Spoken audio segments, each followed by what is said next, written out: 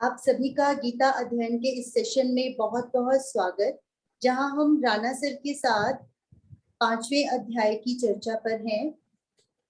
कल हमने जाना कि इंद्रियों को वश में करना कितना आवश्यक है। आज हम उसी चर्चा को आगे बढ़ाएंगे श्लोक 23 और 24 में। उसमें कुछ ऐसा ही कहा गया है शायद सर कि जैसे अभी हम यहाँ पर बैठे हैं, तब तो हमें बहुत आसान लगता है, सब बातें सुनकर समझ में आ रही हैं, ये भी अच्छा है, ये भी अच्छा है। लेकिन जब हम प्रैक्टिकल लाइफ में वापस जाते हैं, उस समय जब हमारे सरप्राइज टेस्ट आते हैं हमारे सामने, या हमारे पास्ट कर्मों की वजह से हमारे सामने कुछ परिस्थितियां उत्पन्न होती हैं, तब क्या हम अपने ऊपर काबू पा पाते हैं? क्या तब हम गीता के अध्यायों को इम्प्लीमेंट कर पाते हैं? कुछ शायद ऐसा ही समझ में आया मुझे। तो बाकी सुनते हैं राणा सर से। राणा सर का बहुत बहुत स्वागत, सर को प्रणाम। बहुत सभी को इंटरेस्टिंग बहुत है। बहुत प्रणाम। आपको भी प्रणाम सर। आज तो थोड़ा स्पीड से कर चलना है जी। आज बत्रा जी की कहानी सुननी है। बहुत बहुत उत्सुकता है उनके, हाँ जी। और कि भाई क्या कहने वाले हैं आज वो। तो हम थोड़ा सा हाँ जल्दी करेंगे आज जी। जी। तो ये शुरू करें। आज हाँ जी। 23वां श्लोक है ना? हाँ जी। हाँ जी, श्लोक नंबर। आप एक बार पढ़ दीजिए। हाँ जी।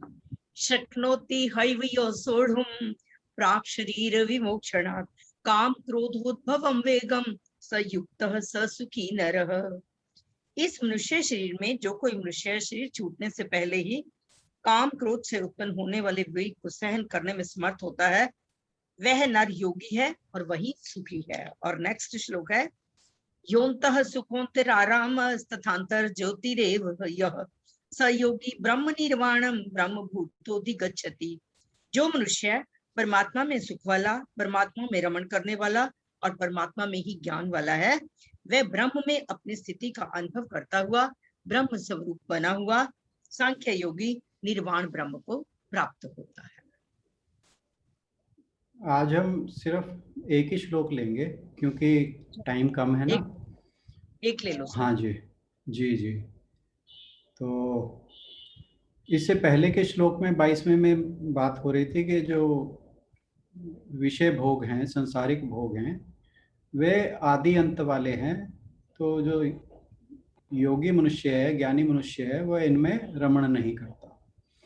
तो इसमें इस श्लोक में जो बात आई है वो यह है कि ये शरीर त्यागने से पूर्व जो हम बात मोक्ष की करते हैं ना, कि इसी लाइफ में मोक्ष प्राप्त करने की कोशिश करनी चाहिए, या हमारे जो स्पिरिचुअल ग्रोथ है वो उसके लिए प्रयास करने चाहिए, एफर्ट्स करने चाहिए कि हम जल्दी से जल्दी इस लैडर के स्टेप्स को चढ़ते चले जाएं। तो उसका एक तरीका बता रहे हैं भगवान जी यहाँ पे कि शरीर त्यागने से पूर्व ही काम और क्रोध से उत्पन्न हुए वेग, एक्चुअली क्या है कि जो काम और क्रोध हैं, बहुत बहुत सारी समस्याओं की हमारी जो जड़ है वो काम और क्रोध ही हैं।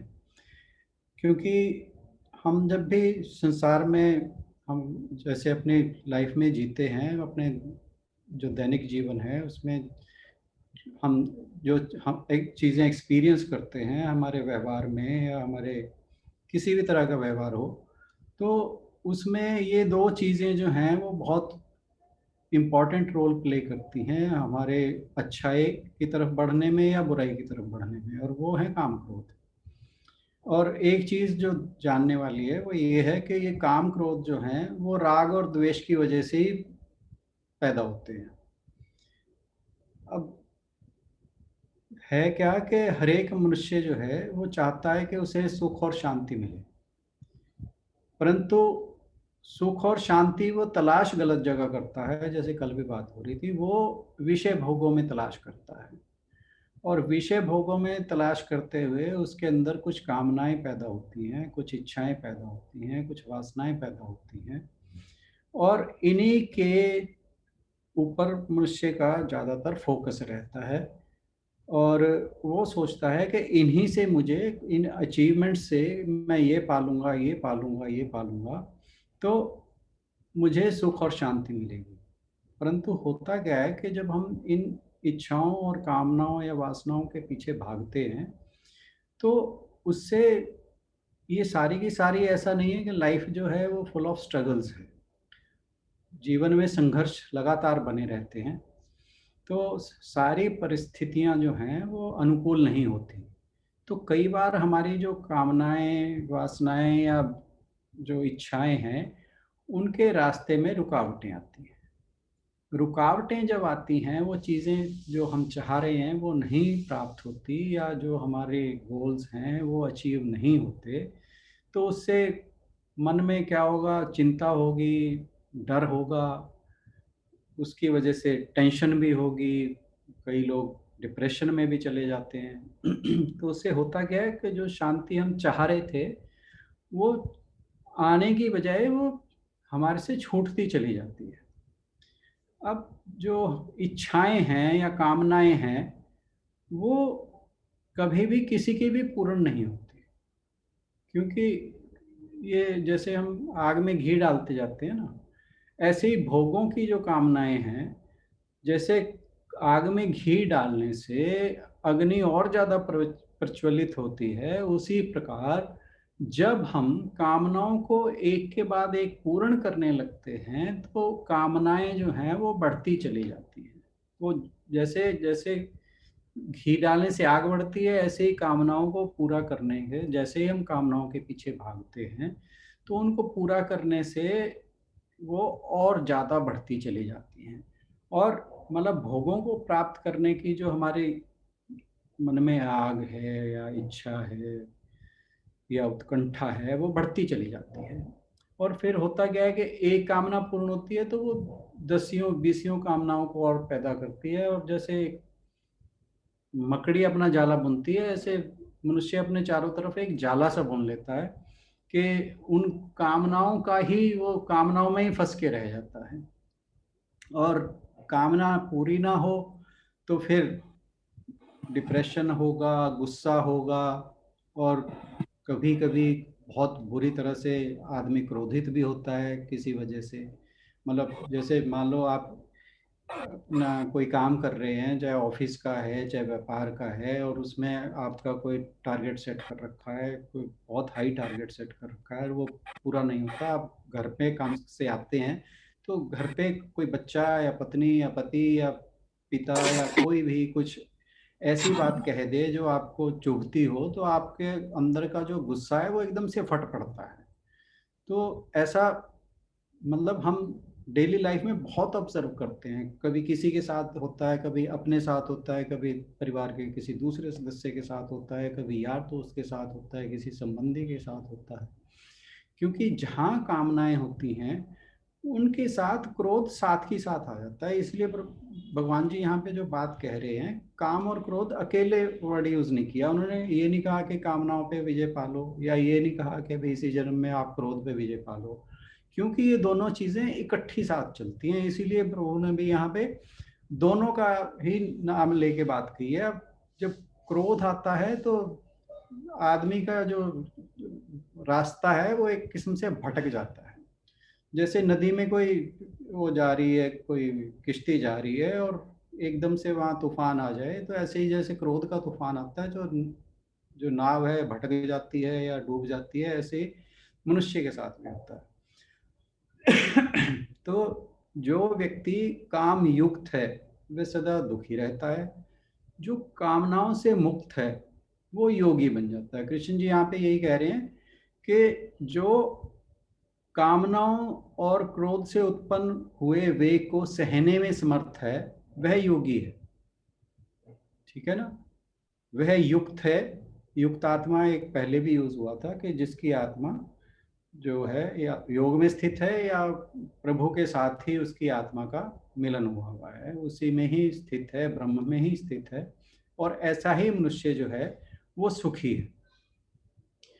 क्योंकि कामनाएं जो हैं उनमें दिक्कत क्या है कि जब भी कभी हमारी कामना पूर्ण नहीं होती तो उससे बहुत तरह की समस्याएं आती हैं, ईर्ष्या आती है। मतलब अब जैसे मैं एक कामना की, वो मेरी ना पूरी होके मेरे किसी साथी की, मेरे किसी जो मान लो कलीग है या कोई मेरा कंपटीटर है उसकी पूरी हो जाए तो घृणा होगी, द्वेष होगा, ईर्ष्या होगी। तो मतलब ये सारी की सारी समस्याओं की जड़ यहीं से शुरू होती है। फिर क्रोध के कारण आदमी का व्यवहार बदलता है, व्यवहार बदलता है तो रिश्तों में खटास आती है, पारिवारिक रिश्तों में खटास आएगी, अपने वर्क ऑफ जो प्लेस ऑफ वर्क है वहाँ पे समस्या हो सकती है। तो बात क्या है कि मतलब जो हमारा व्यवहारिक जीवन है संसार का, उसमें भी क्रोध की वजह से बहुत तरह की समस्याएं पैदा होती हैं। और ऐसे व्यक्ति जो ज़्यादातर क्रोध में ही रहते हैं, उनके मतलब जो क्या बोलते हैं कि एनिमीज बहुत हो जाते हैं उनके, अपने आप ही वो अपने लिए जो शत्रु हैं उन्हें पैदा कर लेता है। तो जो कामनाएं हैं, अब एक चीज और भी यहाँ ध्यान देने वाली है कि कामनाओं के बिना क्या जीवन का व्यवहार चल सकता है? नहीं।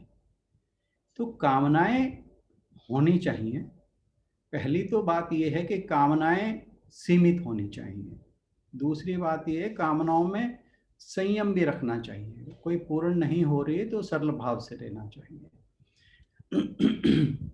क्योंकि अगर कामनाएं नहीं होंगी तो जो संसार में आगे बढ़ने का रास्ता है, ग्रोथ है, आदमी की स्पिरिचुअल ग्रोथ के साथ साथ आदमी वर्ल्डली ग्रोथ भी चाहता है, उससे भी उसकी लाइफ थोड़ी सी इजी होती है। तो उसमें भी उसे चाहिए कि भी मेरी कुछ अचीवमेंट्स हों, पर अचीवमेंट्स के साथ अगर आदमी को क्या है कि एफर्ट्स करते रहना चाहिए। एफर्ट्स करता रहेगा तो, और रिजल्ट्स पे जैसे कृष्ण जी ने पहले बताया है कि कर्मयोग क्या है कि भी हमें एफर्ट करना है, ये नहीं देखना कि उसका रिजल्ट क्या आता है। अगर आपके एफर्ट जो हैं राइटियस हैं, धर्म से प्रेरित हैं, मॉरलिटी से प्रेरित हैं, तो उनमें रिजल्ट अच्छे आने की संभावनाएं बहुत ज़्यादा हो जाती हैं। परंतु क्या है कि जब हम सिर्फ किसी चीज़ के पीछे बुरी तरह लग जाएंगे कि यही हम मुझे चाहिए, तो फिर क्या है कि कामना के साथ क्रोध भी अगर कामना पूरी ना हो तो क्रोध भी उत्पन्न होता है। और अदरवाइज एक चीज और समस्या होती है कि कामना के साथ साथ मनुष्य जो है वो अशांत हो जाता है। जहां हम इन चीजों से चाह ये रहे थे कि हमें किसी तरह सुख मिले और शांति मिले, परंतु जितनी ज्यादा कामना होंगी उतनी ज्यादा अशांति का कारण बन जाता है। तो आदमी को थोड़ी सी रिनंसिएशन या वैराग्य, उन चीज़ों से अटैचमेंट में कमी करने से चीज़ें जो हैं वो बैलेंस हो जाती हैं। और उससे अब कोई जो मनुष्य ज्ञानी है या विवेकशील है वो इन कामनाओं का दमन नहीं करता बल्कि बैलेंस करता है, इन्हें एक दिशा ठीक देता है। और ये जितने भी हमारे, जिनको हम विकार कहते हैं, इनको अगर हम एक सही दिशा भी दे दें, क्योंकि कुछ चीज़ें ऐसी हैं जो हमारी लाइफ में बहुत ज़रूरी हैं। अब जैसे ये काम वासना की बात है, अगर काम वासना नहीं होगी तो परिवार जो है आगे नहीं बढ़ेंगे, तो वो बहुत ज़रूरी है। क्योंकि जो संसार है वो चलना बंद हो जाएगा और सभी लोग काम वासना से अगर वैराग्य ले लेंगे। क्रोध है, कई बार क्रोध की बहुत जरूरत पड़ती है और किसी की रक्षा के लिए काम आता है, आत्मरक्षा के लिए काम आता है। तो इस तरह जो ये विकार हैं ये इस तरह के भी हैं कि इनकी अगर हम सही जगह इस्तेमाल करें, सही तरह से इस्तेमाल करें, तो ये हमारे लिए स्ट्रेंथ भी बन जाते हैं वीकनेसेस की वजह। दिक्कत वही है कि ये जब चीजें सारी की अति किसी भी चीज की बुरी है। कल हम बात कर रहे थे कि भूखे को अगर बिस्किट खाने को दें तो एक लेवल के बाद उसके लिए वो समस्या हो जाएगी। तो अति हर चीज की बुरी है, कामनाओं की भी, क्रोध की भी, भय, कोई भी, ये जितने भी विकार हैं ये अगर सीमित हों किसी हम इनको और सही दिशा दे सकें, चैनलाइज ठीक से कर सकें, तो ये हमारे लिए स्ट्रेंथ बन जाएंगे, अदरवाइज हमारे लिए समस्याएं बन जाएंगे। और इनको रेगुलेट करने के लिए ये जितने भी विकार हैं हमारे शास्त्रों में पुरुषार्थ के 4 पुरुषार्थ बताए हैं, जो धर्म, अर्थ, काम और मोक्ष। तो अगर हमारे काम और अर्थ के जो पुरुषार्थ हैं वो हमारे धर्म से अगर संचालित होंगे और हम मोक्ष की भावना रखेंगे, अब इनको लोगों को अगर चेंज नहीं कर, अगर उसमें हम मोक्ष के हमारा लक्ष्य रहेगा तो हम उसको ठीक ढंग से चला पाएंगे। और ये जो हमारे ये विकार हैं तो ये हमारी सहायक बन जाएंगे बजाय हमारे लिए समस्याएं पैदा करने के। तो इसीलिए भगवान ने ये जो विकार दिए हैं मनुष्य के साथ, तो उसके साथ गुण भी दिए हैं, अवगुण भी दिए हैं। क्योंकि अगर मान लो गुण ही गुण दिए हों तो हमारी जो अचीवमेंट्स हैं, जिस पथ पे हम चल रहे हैं, उस कोई भी अगर पथ निर्विघ्न होगा तो उसमें प्रयास जो हैं वो खत्म हो जाएंगे।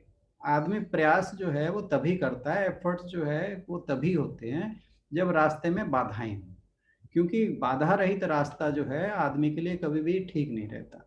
तो ये जो दुर्गुण हैं ये एक किस्म से हमारे लिए स्टेपिंग स्टोन का काम करना चाहिए, और इनके ऊपर हमें ओवरकम करके इनको चैनलाइज करके तो हम अपने जो संसारिक जीवन है और आध्यात्मिक जीवन है, उन दोनों के ऊपर हम बहुत सही ढंग से, बहुत अच्छे ढंग से उनको अगले लेवल पे ले जा सकते हैं, उनमें ग्रो कर सकते हैं। क्योंकि दुर्गुणों को अगर हम कम करते जाएंगे उससे होगा क्या कि हमारा मन निर्मल होता जाएगा।